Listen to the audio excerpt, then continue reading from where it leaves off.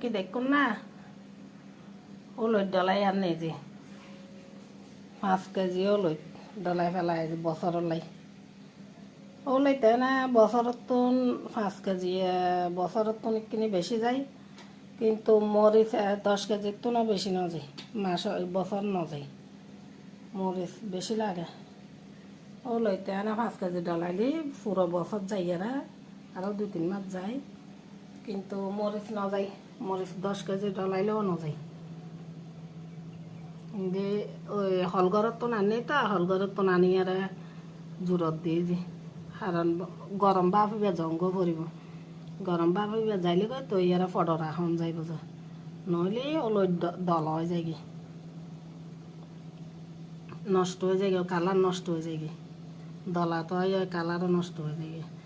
তো ইন্ডিয়া তালত গড়ি এক তাল বিলে রাখি ইন্দি গলাত গড়ি এক গলা ইয়ে করে রাখি মরিচ না ডলাই আজিয়ে তো এই মনে করছে দুম দুম দুম দুম বৃষ্টি পড়ব বৃষ্টির যত এরকম বত্তা দি বেশি করে ফেঁচ দি ধনিয়া পাতা দি সরিউনি দি যেখানো নি দি এরিমে বত্তা করলি বৃষ্টির দিনে বত্তা দি ভাত খাইতেন আরামে হন যায় তো বৃষ্টি আর বত্তার জালর ঠেলায় মন মাঠ বৃষ্টি কমে গই যে বাবুরা যে মরিচ বত্তা করে চাল দিয়ে আর একখানা যাইগে তো বৃষ্টি কমে গই বৃষ্টি যাতা কমে গিয়ে এখন বত্তা যাত গজ্জি বত্তা তো না খাইলে নর বৃষ্টি কমে গেলেও বত্তা দিয়ে তো ভাত কম পড়ব যেদিনে মাছ মাংস রাঁধি আসলে দিনে খাওয়ান না যায় ভাত বেশি কিন্তু এই ধরনের যদি বত্তা শাক ভাজি করি এদিনে কেন এক গরাস ভাত মনে হয় বেশি হেক্টারে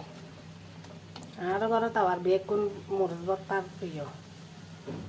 দেখুন না তো হারা হারাই বর্ষা খাইলে দিনের মধ্যে মরিচ বত্তা খান কমেন্ট করে জানাবেন কারণ মরিচ বত্তা এই ব্যাপারে এখন মানুষের প্রিয় নয় যে বাকি নয় বেগুনের প্রিয় বত্তা আবার